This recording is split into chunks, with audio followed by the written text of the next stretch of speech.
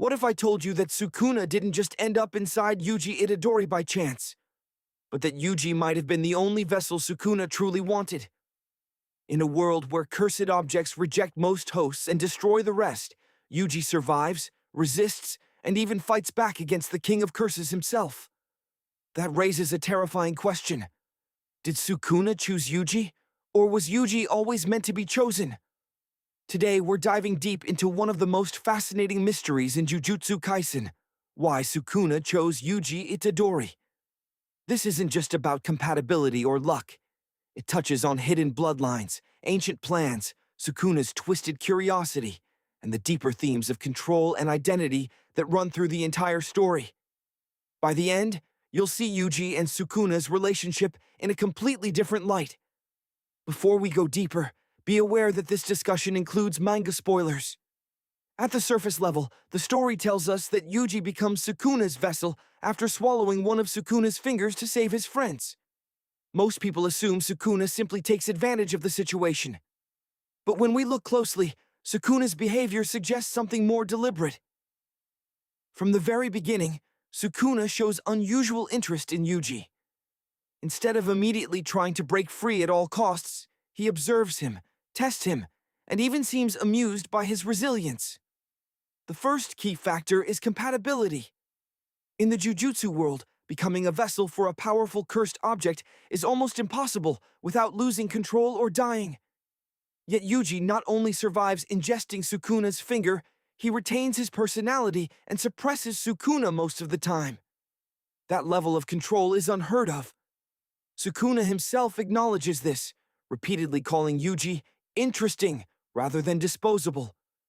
But compatibility alone doesn't explain Sukuna's patience.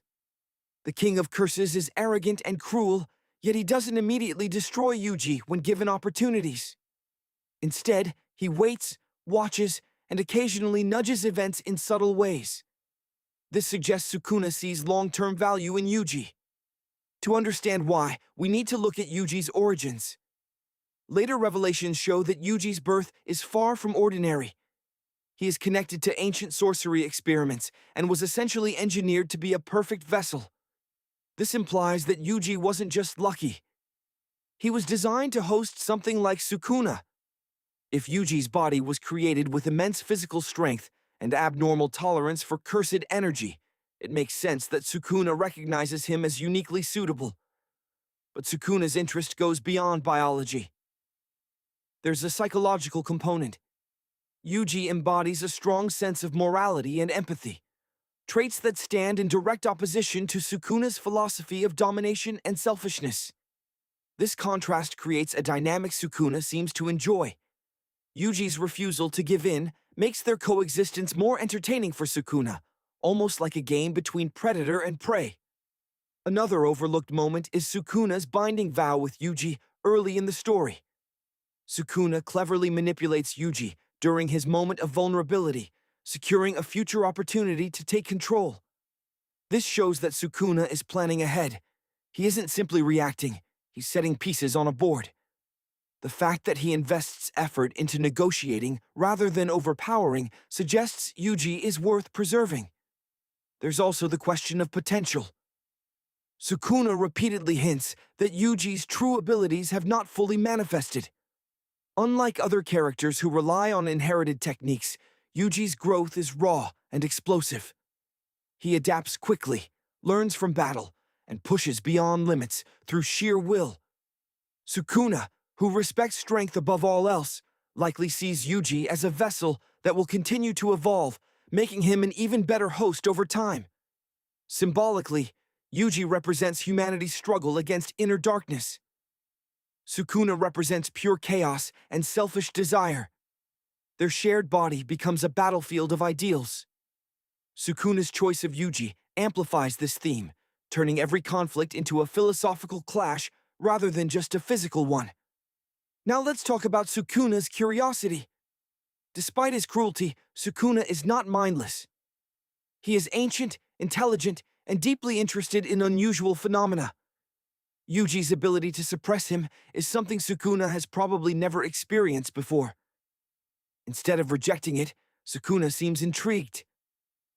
It's as if he wants to see how far Yuji can go, whether he can break him, or whether Yuji might surprise him. There's also a strategic advantage. By remaining inside Yuji, Sukuna stays close to powerful sorcerers and important events. He gains information, observes techniques, and waits for the perfect moment to act. Yuji becomes both a shield and a vantage point.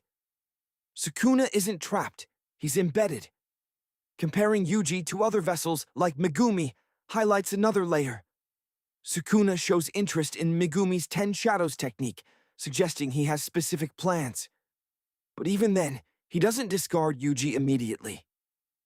This indicates that Yuji serves a foundational role in Sukuna's strategy, perhaps as the stepping stone that allows him to maneuver until conditions are ideal. Fan theories often suggest that Sukuna sensed something in Yuji the moment they first interacted, possibly a connection to ancient sorcery or a hidden potential tied to larger conspiracies. Some believe Sukuna recognizes echoes of the past within Yuji, making him more than just a container. While not confirmed, these ideas align with Sukuna's unusually measured behavior. Another theory is that Sukuna enjoys the challenge. Being suppressed by Yuji forces Sukuna into a rare position where he cannot simply dominate. For someone who has always been the strongest, this limitation might actually be stimulating. Yuji becomes a puzzle, and Sukuna seems content to slowly unravel it. Looking at Sukuna's personality, he values freedom and power above all. Choosing a vessel who can survive his presence without crumbling allows him to exist in the modern era without constant interference. Yuji's durability gives Sukuna time, and time is something an ancient curse can use to devastating effect. As the story progresses, it becomes clear that Yuji's connection to Sukuna influences his growth. Exposure to Sukuna's immense cursed energy accelerates Yuji's development, pushing him toward levels of strength few can reach. This mutual influence suggests a symbiotic relationship, even if one side is far more malicious. So why did Sukuna choose Yuji? Because Yuji is not just compatible. He is exceptional. He is strong enough to survive, moral enough to resist, and mysterious enough to intrigue. For Sukuna, who seeks stimulation, opportunity, and ultimate dominance, Yuji offers all three. Looking forward, the implications are enormous. If Yuji was created or destined to house Sukuna, their conflict may represent more than a personal struggle. It could be the culmination of long-standing plans within the Jujutsu world.